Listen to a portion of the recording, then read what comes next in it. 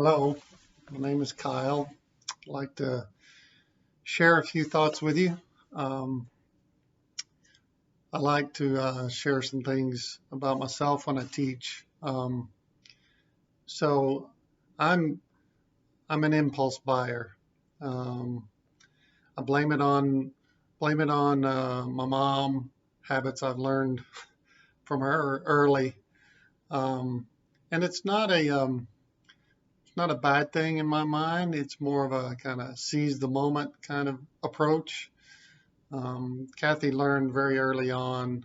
Uh, she was taking a risk, even if she sent me to the grocery store, even with a list of very specific things to buy. When I'm at the store um, and I pass through the cereal aisle, I just can't help grabbing that box of peanut butter Cap'n Crunch or,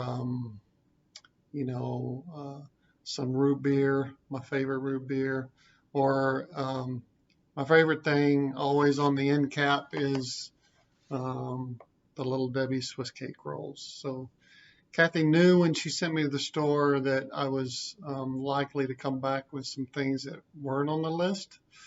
Most of the time, pretty harmless, um, but uh, always came back with stuff that I didn't necessarily need.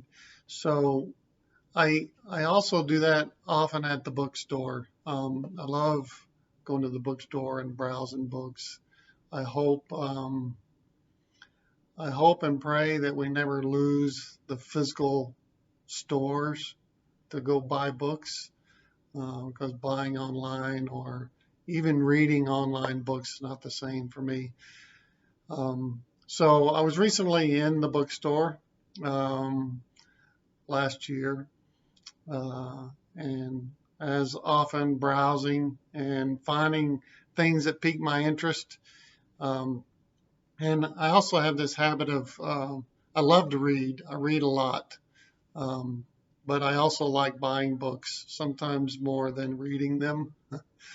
But I came across a book recently. It's New York. It's been on the bestseller list, New York Times. Barnes and Noble voted it the best book of the year, 2019. Um, and it's just a small. Almost like a children's book. Um, it's called "The Boy, the Mole, the Fox, and the Horse." It's written by an Englishman who is an illustrator. Um, so I grabbed this on an impulse, um, and I've read it. I really enjoy it. It's very good. There's some very strong truths in it. I don't know if the author is spiritual. There are certainly spiritual truths in the book, which I think are sometimes even people who aren't spiritual yet can be introduced with common concepts of kindness and love and as a way to bring them toward Jesus. Um, but this book, there were a couple of things as I was thumbing through it recently, just a couple of pages. Um, shows the boy and the mole sitting together, and the boy asks, "What is that over there?" "It's the wild," said the mole. "Don't fear it." And then on the second page there with the color illustration, it reads, "Imagine how we would be if we were less afraid." Imagine how we would be if we were less afraid. And this concept of fear um, struck me, especially with the things that we are faced with now. Um, it's these simple concepts of if we could overcome fear, or if we could face our fear, imagine the possibilities, imagine what it would be like, imagine what our lives, how they would change if we could conquer that fear. We read about fear in the Bible, and we know, fear as a concept, it can be useful. We are told to fear the Lord. That's an awe, a respect.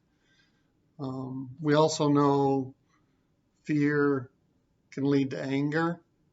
Anger can lead to hate, and hate can lead to dark things.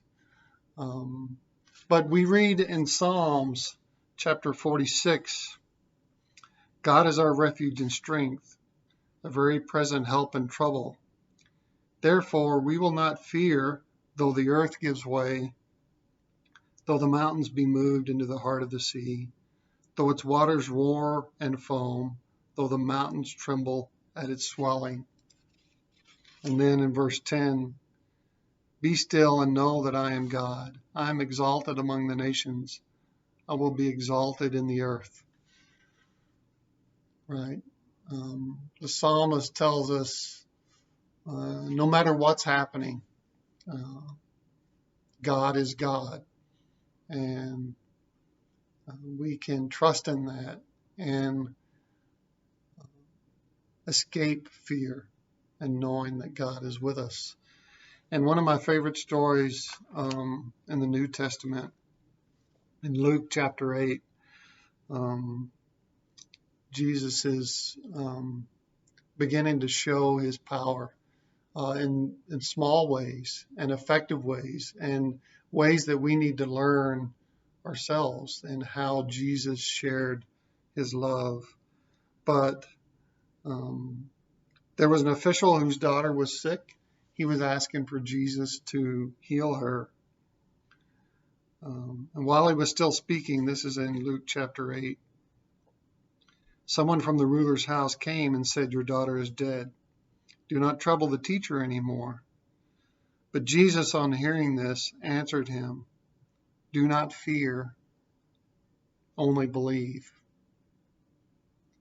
Do not fear, only believe. I think those words for us today are very appropriate as we face situations that none of us imagined just weeks ago. And I'm confident that we will pass through this trial. Things will be different. I don't know how. I get anxious thinking about that. But Jesus says, do not fear, only believe. Imagine what we could become without fear. I pray that God continue to keep you safe, keep you healthy, and that each day we learn together how to become less fearful and more confident and assured of God and his plan for us. Thank you.